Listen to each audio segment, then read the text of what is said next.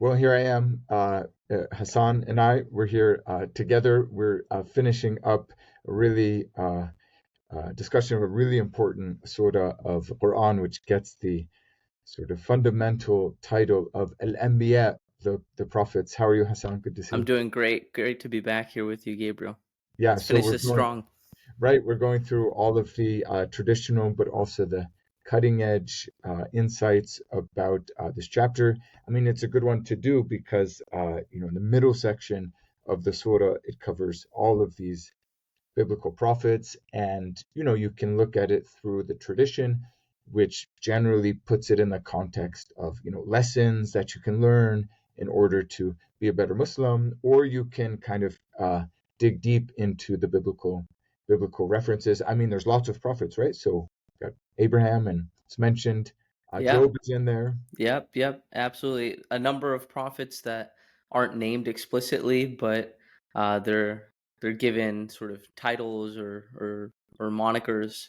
So And so we sort of, if you go back to part two, which you should do, and to part one, we sort of worked our way up towards basically verse 100 of this surah. I mean, the classical sort of Western analysis of these kinds of surahs is that they come from the Meccan period, and a lot of these Meccan surahs, so between 610 and 622 AD or CE, and a lot of these Meccan surahs are in these three parts, and like the central section, the second part, refers back to earlier prophets, most of whom are known from the Bible, and it's this kind of conscious, simple structure to the surah.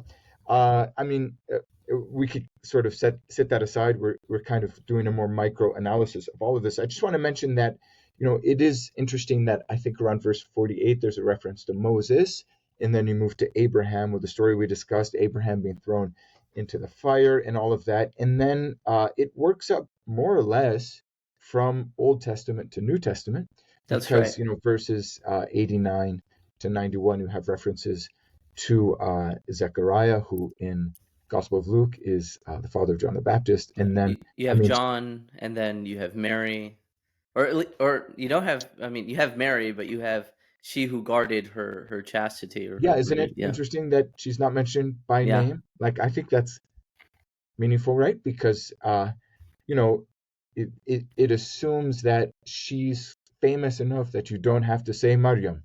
You can just use this, as you said, this expression, she who guarded Yeah. her chastity. She's the most famous woman in the history of the planet, so Um, more or less, that must probably. be that must be the case. Yeah, it must be I mean, if you have both Muslims and Christians, Yeah. yeah, venerating Mary. So verse 92 is where we're really going to sort of, it seems to mark, I mean, the traditional division. This would be part three, beginning of verse 92. Indeed, this community of yours is one community. Anyway, I'm going to go ahead and share my screen as we did in Perfect. the past, and we'll kind of work through this last section. So here we are, verse 92. This community of yours is one community. I am your Lord, so serve me. I mean, very Quranic. Just God Himself speaking through there. And then, I mean, maybe you can just remind us, Hassan, like 95 and 96 here, you have the reference to, a ban. It's very interesting. This is Arthur Arbery's translation that he uses the word ban. Here, could you explain that and why it might be meaningful? Yeah, absolutely. And we should spend a couple minutes here because the word ban, the English word ban, is translating the Arabic word haramun. And this is important because of, well, for a number of reasons, right? I mean, we have the word haram, halal, right? So haram is banned. You're not allowed to eat it. No, the root can be understood as connoting sacredness Mhm, as well mhm. at times, Right. right? So Masjid al-Haram. But the biblical subtext here is very interesting because in the Bible, the cognate word to this is cherem, right? And this is the In term Hebrew. in Hebrew. Sorry, thank Mhm. you. In Hebrew, and this is the term that's used in the conquest narratives and elsewhere as well. as those narratives are interpreted, especially in the prophets and sort of eschatological writings, but principally in Deuteronomy and then in the Deuteronomistic history, you have this idea of a ban or a cherem being on certain cities, certain peoples, and the Israelites have to sort of destroy them all. They cut them off completely. They're not allowed to use any of their stuff, really. So this point is made by a couple of scholars in Islamic studies as well. Most recently, actually, Nikolai Sinai mentions this in his Key Terms of the Qur'an. Mhm. I should also say that in the Arabic here, before I go to Sinai, I should mention that the Arabic in Hafs and Asam is haramun, right? But there are The standard reading, so what people find if they buy kind of the standard mushaf. Yeah. absolutely. But Mhm. if you look at variant readings for this, there's haramun, right? So that's Hafs and a number of others, and then there's hirm, right? So hirmun, and this is going to be important. There's a number of other readings as well in the non-canonical readings, but for the canonical readings, there are basically two, haramun and hirm Yeah, or and the hirmun. key, I mean, we may not need to go into super detail about the Arabic script, but the medial aleph, so between the the second consonant and the third, this medial aleph, which you can hear, and haramun, right? Right. It's not actually written in the skeletal consonantal script. And it's not even, it's represented, for example, here you can see my browser by this little dagger aleph. So it can be read in other ways. Even, you can eliminate the aleph completely, which I guess your point, Hassan, is that brings it closer to the Hebrew cherem. Yeah, and actually through the Aramaic, right? So the Okay. Jewish Aramaic Hirma and the Syriac Herma Okay. are the sort of principal cognates here. Yeah. And basically, Sinai mentions this. It's in a footnote on where he discusses this, but he says it's plausible that there's a connection to the biblical concept of cherem Yeah. and Because the the idea of the ban ban. Yeah, the ban in verse 95 is against the cities. qarya. Yeah, Now, I exactly. mean, you can always sort of make arguments around that and say, well, qarya here means the people, ahl al-qarya, I guess the people of the village. But I mean, if you follow what the Quran says here, its apparent meaning, Yeah. it's a ban upon a village, which is why in the translation we have here, uh, Arbery says a ban upon any city. So, Yeah, it's I not mean, upon it. There's no Ahl al-Qarya here, right? It's just exactly, Qarya. it's not the people of the city. But then, Hassan, Can I say one more thing really yeah, yeah, quickly on yeah, this? We also have ahlaknaha, right? Not ahlaknahum. If you good were point, talking about the people, that's also good point. important.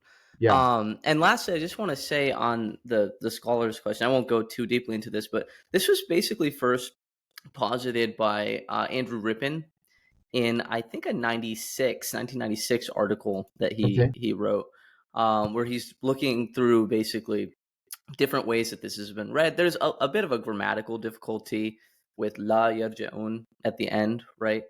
But he basically suggests that a way to smooth out some of the grammatical difficulties in the Arabic, and as they're discussed by the Mufassirun, is to posit this biblical background for cherem. yeah, and I mean, Bible comes up clearly in the following verse, right? Because I mean, the following verse picks up the idea. It seems to, by saying hatta, Yeah. hatta idha futihat. So this Arbery gives us till when Gog and Magog in Arabic, Ya'juj wa Ma'juj, they slide down out of every slope. Uh, I mean, there's a lot to be said here. These two names, Gog and Magog, I mean, there's a connection to the Bible, but it's actually there's more than one thing to be said about Gog and Magog in the Bible, right? It begins in Ezekiel, Hassan. 38. Yep. Ezekiel 38. There's Gog, I think, of Magog, right? So Magog is initially a place, and Gog is their leader. but this is, I mean, it becomes like so many things in the Hebrew Bible developed throughout, other writings in the Bible, but also in in Jewish and later Christian tradition. And by the time basically you get to late antiquity, well, I'll go back a little bit. Sorry, in the Book of Book of Revelation, you Revelation. also Yeah. have, you have Gog and Magog coming from the four corners of the earth, right, of the world. So that's a big Um, change from Ezekiel. In yeah, it Ezekiel, is. Gog is a person, one person, and Magog is a land, not even a person. Yeah, And then in the book of Revelation, they are both sort of apparently groups of people, yeah. nations. And this is a development that's already happened in the Jewish tradition, right? Like, Mhm. so Jubilees, I think, connects them to the Table of Nations in Genesis, I Okay. believe Okay. 10. Jubilee is the second temple Jewish Yeah, text, retells the story yeah. of Genesis, and yeah, Yeah, I know. and a lot of them, I mean, they're connected. Even the context, maybe in Ezekiel, is more local. That is, some scholars have posited that these are different groups in Turkey and in the Levant, and then they Right. sort of they're symbolized at higher and higher levels. And then anyway, all this to say that when you get to the New Testament in the Book of Revelation, you have this idea that they're people. They're both peoples. Yes. Yes. And they're numbered like I think the sand of the seashore is the phrase that's used.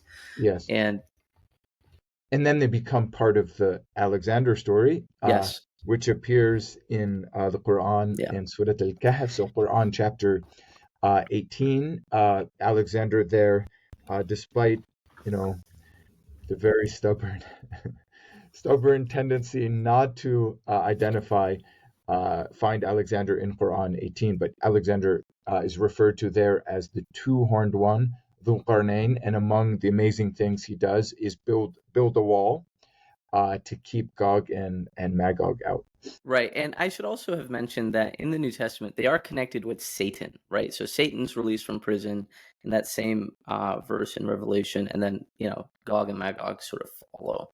So, and in the Alexander romance and sort of Christian literature in late antiquity, Alexander is seen as this person who basically pushes these people up into the mountains. And I think he prays for the passage to narrow as well.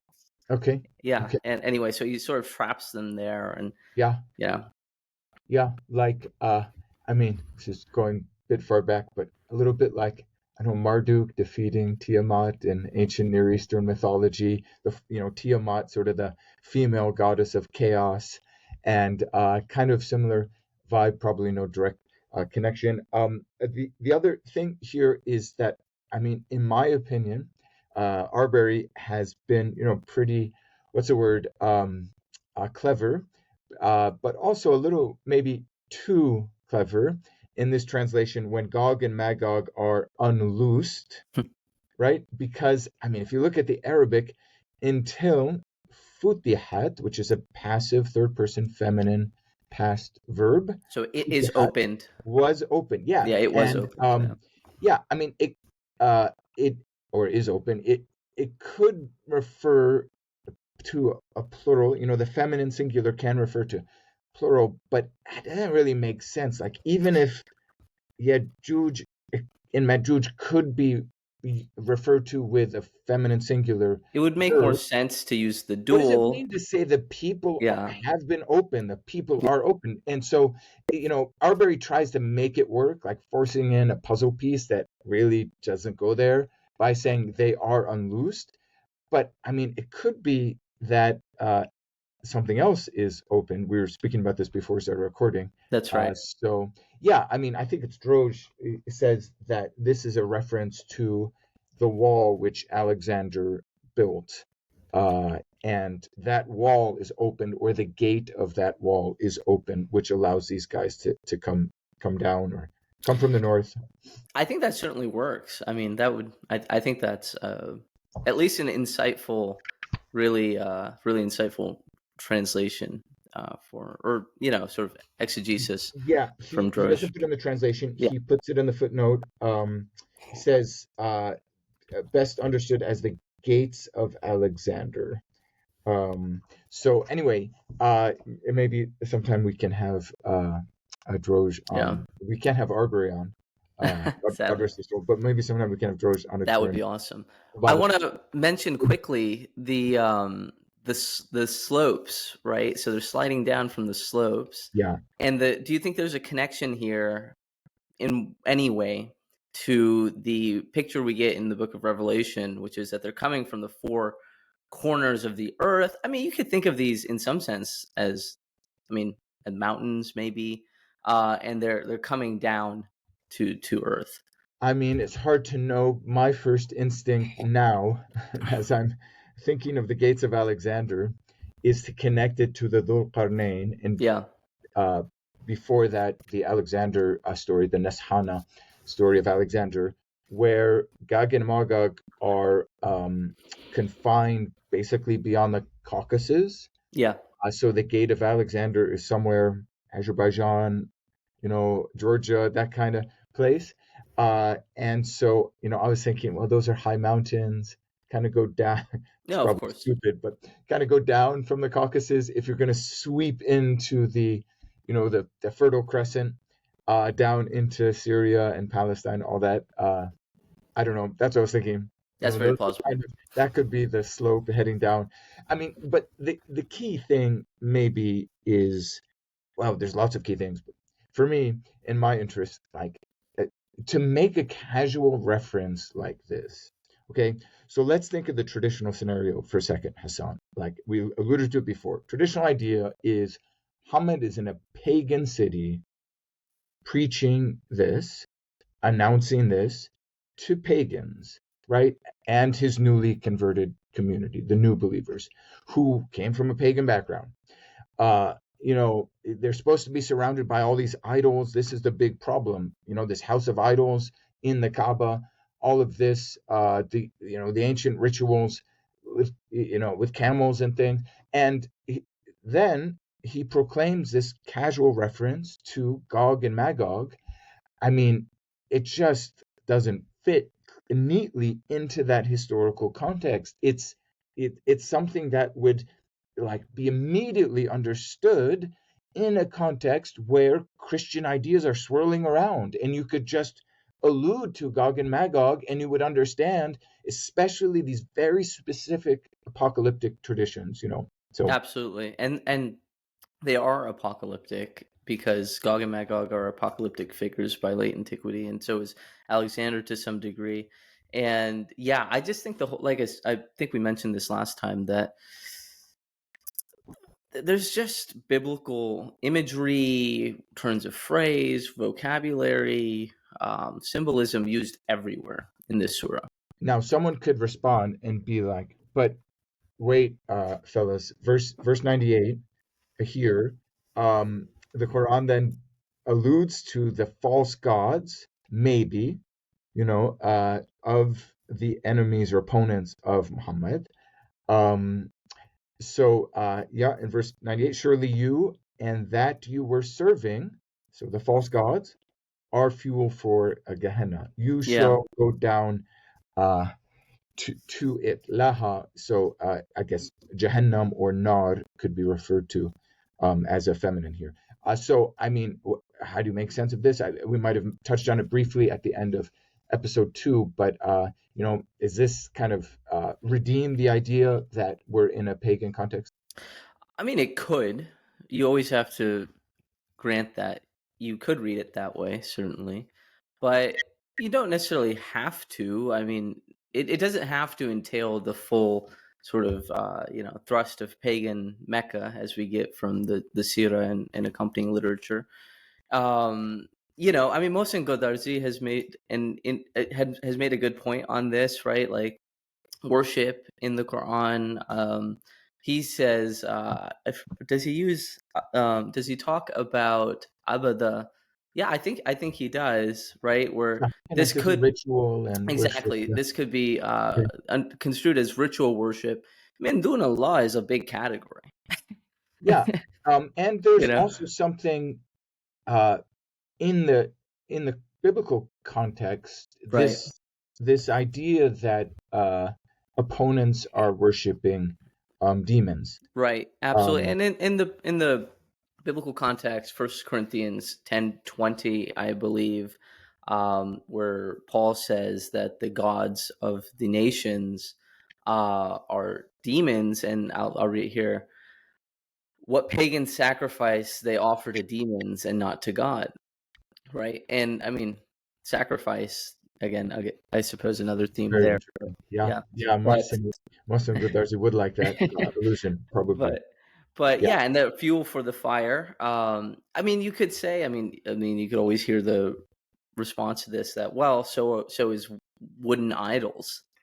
That would be fuel for the fire too, I yeah. suppose. Yeah, I mean, but the Quran in this Meccan context yeah, refers to actually not the Arabic word nar, right. but instead Jahannam. the Yeah, word Jahannam. yeah, And just to recap briefly, I'm going to go ahead and go to the last section, if that's okay.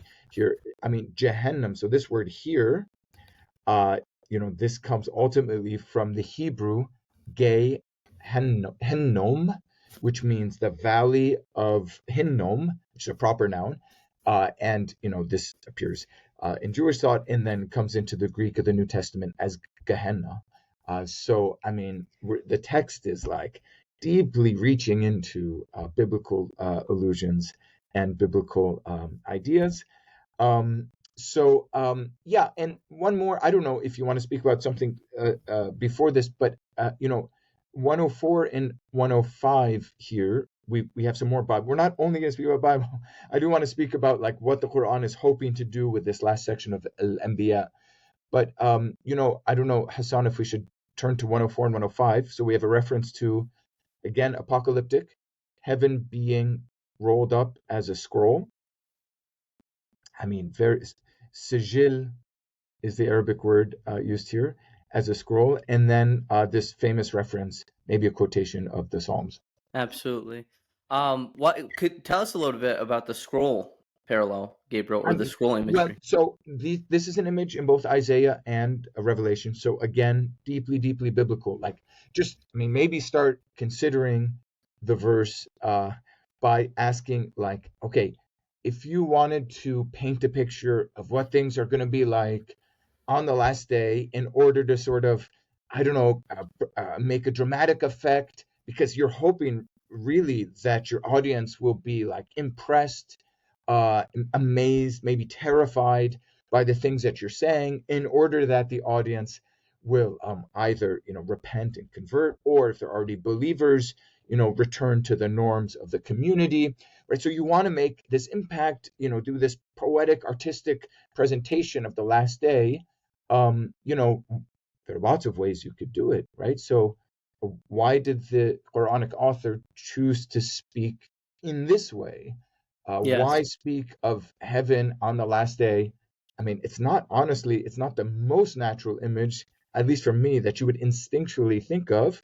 You might think of, I don't know, the sky splitting in two or being burning up in flames, but instead the Quranic author says, no, heaven, so presumably this means what we may actually refer to as the firmament.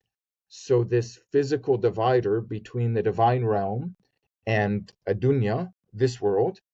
So that physical sort of, I don't know, layer, or I'm sure there's a better word. So that being rolled up, like someone in a synagogue would be reading from a scroll, a parchment, presumably, and then when they're done, or it doesn't have to be in a synagogue, could be a pagan, what's his name, the great orator, whatever his name was, Cicero, and then you roll up, you roll up the scroll. So God is finished, sort of his reading of the time of, I don't know, humanity, and it's the last day. So God is rolling up the scroll.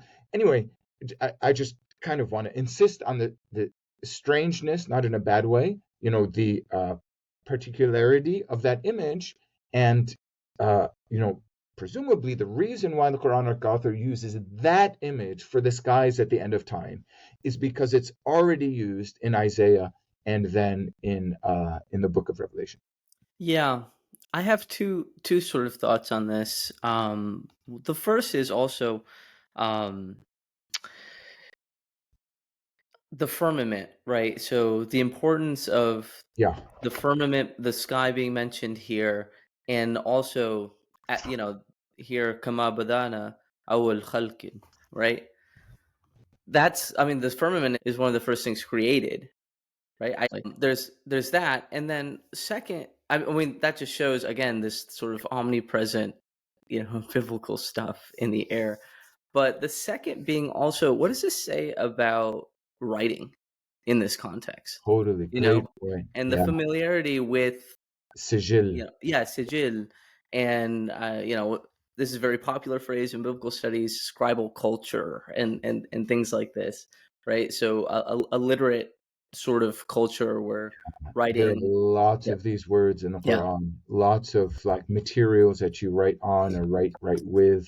Uh, Riq, I think, is right. something like that with parchment. Obviously, qalam. There's lots of these. Yeah.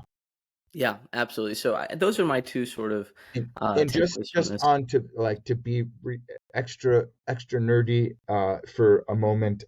So sigil, the attentive student of Arabic will notice that in the Arabic script here, there's the shedda, so the doubling of the lam, which kind of signals that this is not a normal Yeah, Arabic word, right? Because now you have four consonants, not three, because you have the sa or sin, the ja and then or two jin. lambs. Exactly, two lambs. So this word, although people, I'm sure the exegetes try to make it Arabic, but it comes from Greek sigillon, and in fact, there are two lambdas, there are two L's in the Greek sigillon, which in Latin, I'm looking down because I'm reading Arthur Jeffrey at the same time. This is not all in my brain. This in Latin becomes sigillum, again in Latin as well. The L is doubled. And then this passes into Syriac as Sigillion, as Jeffrey takes you through this, and it's just all over the Byzantine Empire and even beyond. Apparently, it's used in Armenian as well, according to Arthur Jeffrey. So, I mean, you're just like you mentioned the scribal culture. This is a scribal culture which is spread throughout the Eastern Mediterranean. And, it's just very interesting to see this, probably originally Greek word used here in order to, describe something about the last days. Yeah, and then I mean the natural question from that, I don't want to spend too much time on this, but the natural question from that is, well, what does this say about uh the author, right? So what does this say about the background of the Mhm. author or authors, right? That they know these sort of terms, that they are familiar with these conventions, you know. Totally. Yeah. These are more than the terms that you would just you would probably get from being, having a day job where occasionally you have to jot a couple notes down, Yes, you know. yes, It's like yes. if I went to a someone who works as a manager in a steel foundry or something, and I start talking to him about copy editing.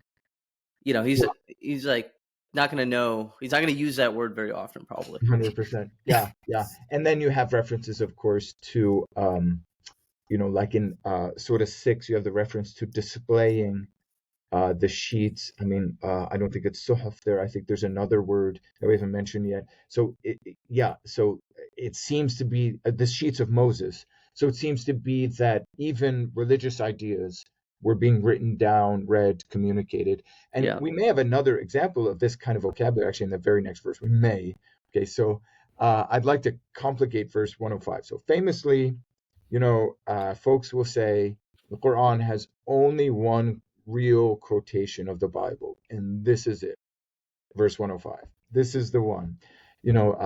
We have written Fizzaburi, almost always translated Psalms, after the remembrance, um, the earth shall be the inheritance of my righteous servants. Well, that really seems close to something in the Psalms. So, you see why people would come to that conclusion. Yeah, absolutely. And I think I'm sympathetic to seeing it this way. I would love to hear. I mean, I think we should talk about your own thoughts as well. But there's the reference to writing, right? Katabna, and then in the Zabur, it's after the zikr. The zikr is used in other parts of the Quran as a reference for sometimes Revelation as a whole, sometimes the Quran. Sometimes, specifically, it's very clear that it's talking about the Torah. I And I think think this is probably, Muhammad Asad may translate that simply as the Torah, after the Torah. yeah, It could be exactly. Qara'i, one of those two. Maybe it's Qara'i does that. Sure. And then, the phrase is very, it's undoubtedly riffing on that, if not, a direct quotation. And the other thing to think about Yeah, so is, Psalm 37. I mean, mhm, there's a couple of verses in Psalm 37 which seem to say more or less, yeah, people may know this phrase more from the Gospel of Matthew, where it's the meek, right? The meek shall yeah, inherit the earth. But possibly that line from Matthew is developing something in Psalm yeah. 37. But also, how do you quote in late antiquity? That's the other thing here, right? You don't. Do you need a direct quote with quotation mark? There's no quotation marks, really. You know what I mean? You would just refer to something. What I'm trying to say is the distinction between just referring to something and quoting it is fuzzy. I think in this Totally, historical totally. context. Yeah, I mean, if so, uh, it seems quite likely, almost certain actually, to me that here the Quranic author is, intentionally making an allusion to a biblical saying, um, possibly because of what's come just before. Remember that in the Christian apocalyptic vision, this battle at the end of time really matters. The forces of evil will rise up, and they will be defeated basically by the church. The church has a role to play in the end times. In late antiquity, especially in the Byzantine context, I don't know this stuff very well, but my understanding is, some of the Byzantine emperors, including Heraclius, liked this stuff because they saw themselves playing a role sort of on behalf of the church of defeating infidels and all that to Yeah. prepare the way for Christ. The Okay. Alexander myth was was pushed by the Byzantine armies, In right? By that, the yeah, Byzantine context. imperial Yeah. command. And I mean, some of that is developing the idea of the 1,000 years of peace when Christ will reign, which I think is alluded to directly in the book of Revelation. So that's where we get the phrase millenarianism. But the so this is really important for Christians who cared about this a lot in late antiquity. That okay, times may be bad now, but at the end of time, we're going to set things straight. Things are going to be good, and just hang in there. Be faithful. All of this, or if your Byzantine emperor, join the fight against the infidels, against the Persians or whatever, and so that's the context in which the phrase or the idea of inheriting the earth here in Arabic al-ard, which is cognate with Hebrew as well. Herod's. Um, so, uh, like you're really inheriting the earth, you're taking over the earth, and I think that matters actually for the Quran's concern. Again, the Meccan meeting and stuff could confuse things a little bit, but the Quran's concern that this community is actually God's community, and you guys have to join the community, be faithful to its norms, and trust. If you do that, then we'll have your back. That is God. I will have your back, and you'll be the ones who inherit the earth. I don't think it's kind of the spiritual inheriting of the earth that's referred to here. I think it's really taking over the earth. I don't know if you have a thought about that, Hassan. I think that's plausible. Yeah, absolutely. And then we get to the last section of the surah here. I mean, I guess something new starts with verse 106, kind of a coda or a conclusion. I mean, this is another famous verse. Oh, by the way, just if I can circle back, I'm sorry, forgive me, Hassan. sort of confusing things myself here. But just to note that the Arabic word Zabur does not mean Psalms. Yeah. So it could be an allusion to the Psalms, but it does not mean Psalms. The Hebrew word for Psalms is Mizmur, which is why I believe in Christian Arabic it's Mezamir is how you refer to the Yeah. Psalms. Zabur does not mean Psalms.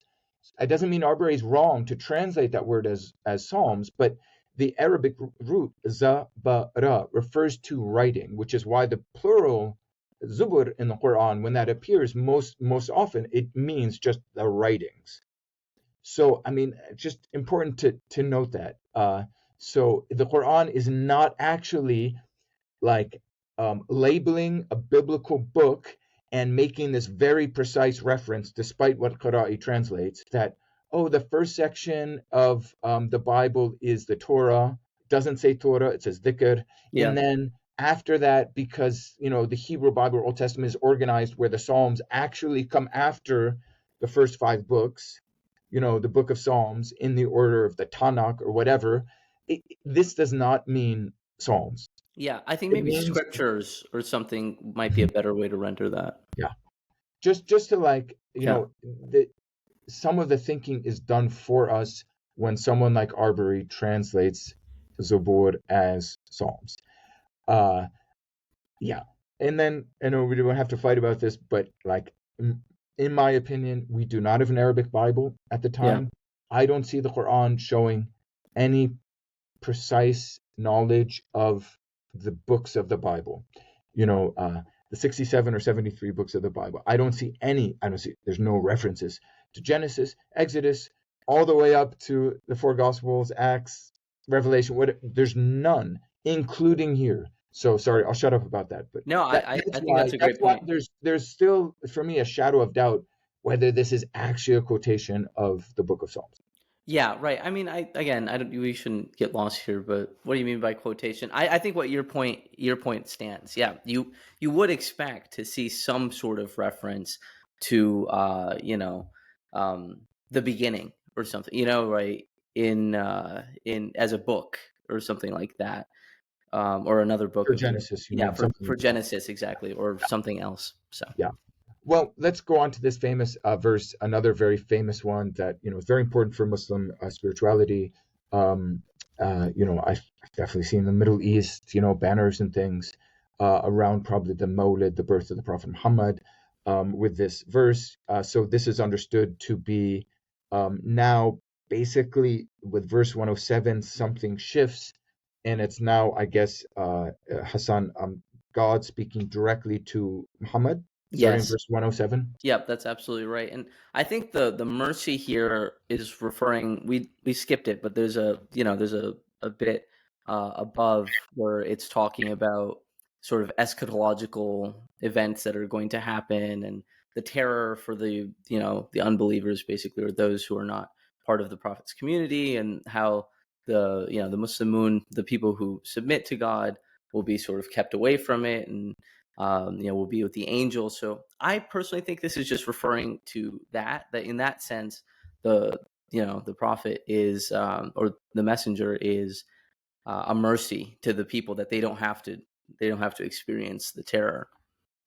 Yes, right. Yeah, so they can find shelter from divine wrath by joining the prophet's community, Yeah, following him. He will be their not intercessor. That would be wrong to impose, I guess, that category.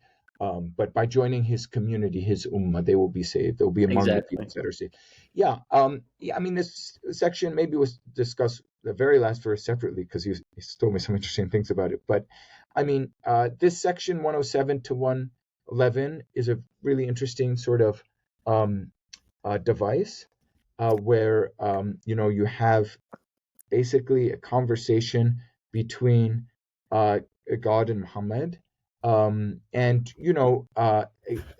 it's just interesting to sort of step outside sort of an assumption that this is a transcript of maybe an interior conversation spiritually that Muhammad had or felt he had with God, and just like think about the effectiveness of this as a literary device, right? So what's happening is, um, God says to him, Muhammad. So this is what's nice about the old school Yeah. English. Yeah.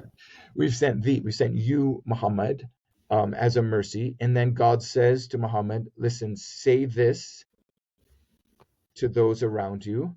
And then I guess the language here basically is, you can accept or reject, but I've done my job. I've delivered my message. Is that how you take this 109, 110? Yeah, absolutely. It's revealed to me that God is one God. Um, then will you submit? Um, you can turn your backs on it, but the day's not far off, so watch your step out. It's a wild world. And Yeah, you know, this is you might get reprieve for a little bit, but yeah, it's gonna come for you. yeah. So I mean, just in this idea of like thinking of the literary device, um, you know, uh, it, one experiences these sorts of passages as though we were privileged Yeah. to listen in on an intimate conversation, right? Right. Because you could say if God is just speaking to Muhammad, like God said to Muhammad, quote, "We have not sent thee save as a mercy unto all beings." Like that's between God and Muhammad, but the literary nature here is to have that part of something that everyone should be hearing, right? Yeah, and you have I guess here you have in the context of the text itself, you have like a command for Muhammad to proclaim this, right? So something he's been given, now he's going to make it public. But this is really the making public of a sort of intimate information. Totally. And to me, that's, a key that can unlock, all sorts of things that help us to see what's going on with the Quranic authors. So, if we think of what is the Quranic author seeking to accomplish with a passage like this, basically is very common, is motif in the Quran where you hear God saying to Muhammad, listen, you have to do the balagh, you have to deliver the message, but if they reject it, then they'll be punished. You're not responsible for them, Yeah. right? So you can understand that in a lot of like even scholars working in the academy, they'll say things like, Muhammad was really, I mean, this is actually very common, Hassan, to hear in, so-called critical Quranic scholarship. Oh, Muhammad was distressed, deep in his soul or his heart. He really wanted these people to believe. And, so God like comforted him, by saying, listen, Muhammad, if they turn their backs, all you have to do is tell them, I've done my job, I've proclaimed the message. Okay, I've done the balagh. Uh, I mean, there's a totally different way to read these Yeah. passages, which is to think about what the Quranic authors are seeking to accomplish in an audience by using this pretty interesting literary device, presenting this conversation for the sake of the community. I don't know if I'm being articulate here, but this, like, if we shift our way of thinking to what are the Quranic authors up to by presenting this kind of mise en scène or this little kind of dramatic flair here, then I don't know, other things I think appear on the horizon.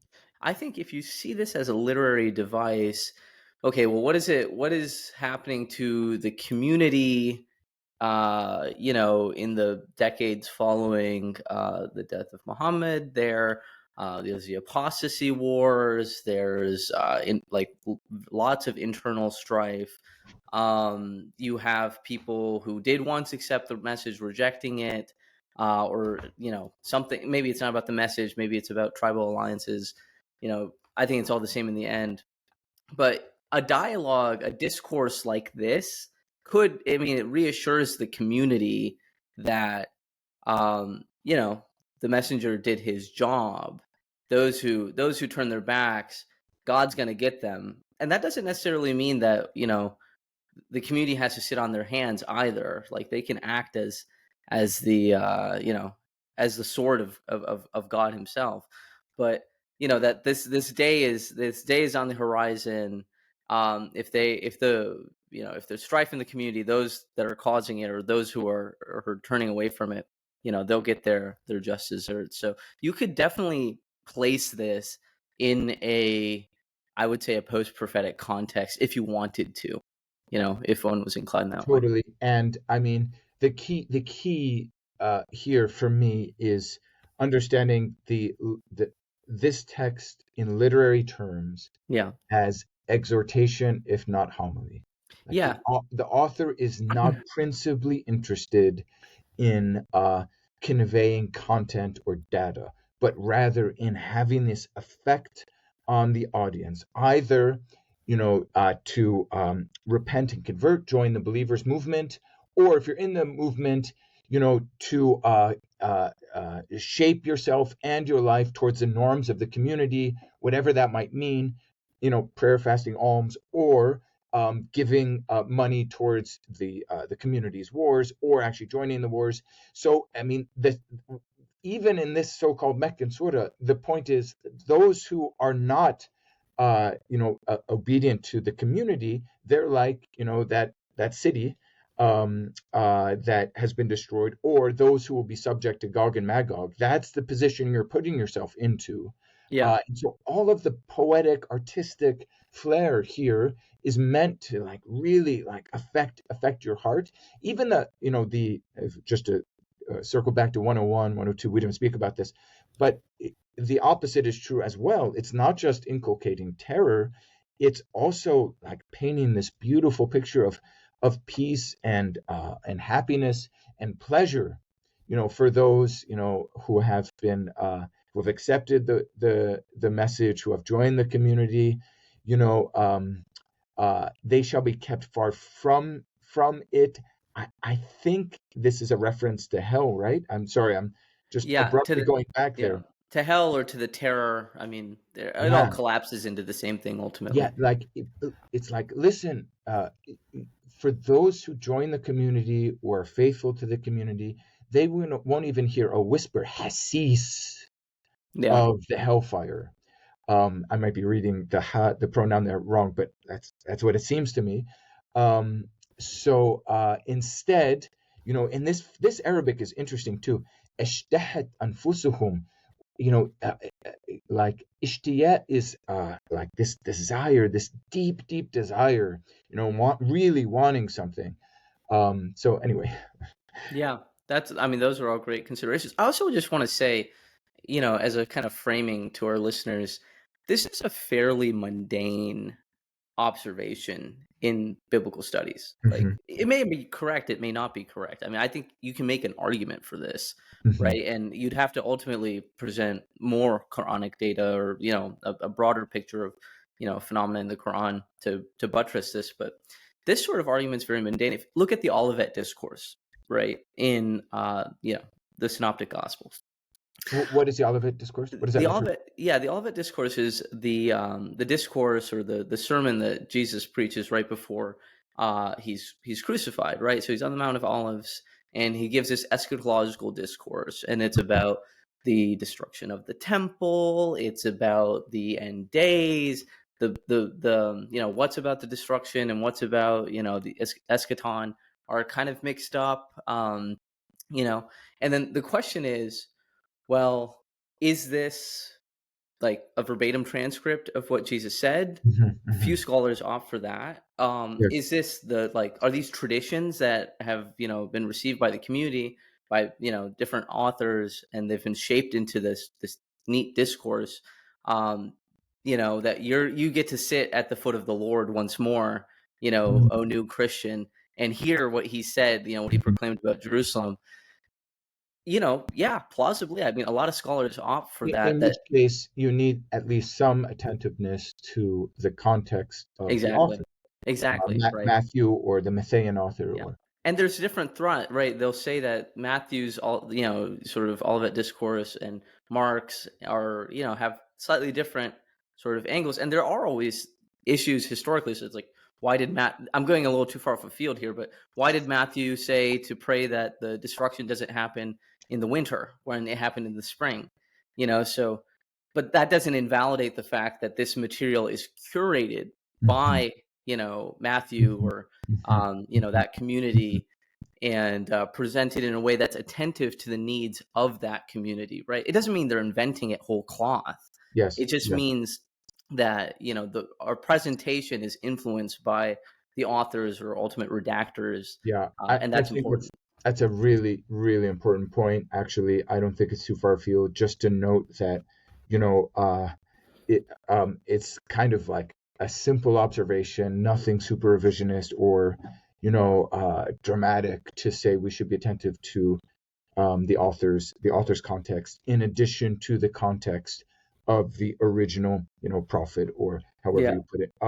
Hassan, before we finish, we have to speak about this Yes. last verse. And I just, thanks to Droge, I saw that in verse 4. We must have spoken about this in part 1 of our series, but you have a reference there where it seems to be a quotation of Muhammad, not of God. So verse 4 begins with qala Rabbi ya'lamu al-qawla, etc. So he said, he being probably Muhammad, and then you have this something like Because this he's saying, again, my right? Lord, Rabbi.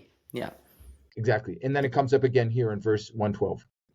Yes, exactly. So I think I mean, if you're just looking at the text itself as we have it, this reads to me as a redaction, or a gloss of some sort, or some sort of Interpolation, or yeah, interpolation. yeah. And again, when biblical scholars are looking, in the Gospels, when it says, "And thus he declared all foods clean," they don't think that Jesus said, "And thus he declared all foods clean." That is a gloss. You know what I mean? So I think we have a similar thing here. There is one thing to mention is that there are variant readings of this. Yes, Some that say "kul," yes, right? yes, But then, I mean, the question is just, why would it ever be read as "qala" if it was "kul"? yes. I think that's difficult, and then Yeah. it also So seems somewhat I think that's a redundant to principle have. that the more difficult reading Yeah, is the more primitive. yeah. So it seems to me that it would "kul" is a way to try to fix this from Yeah, being about the prophet. yeah, yeah. Okay, great. So lots of stuff both with the text itself and with the interpretation of the text and thinking about its historical context. Hassan, thank you very much. It's been It's been an lovely. absolute pleasure, and we got to get Arthur Droz here if we can. So, all right. I didn't. I hope everyone enjoyed this series, and please let us know and try to watch all three parts. I know it's a long. It spans 3 episodes, but I think well worth it, at least to hear your thoughts, Gabriel. I don't know about anything more. And yours as well. And yours as well. Thank you, Hassan. Until next time. Pleasure.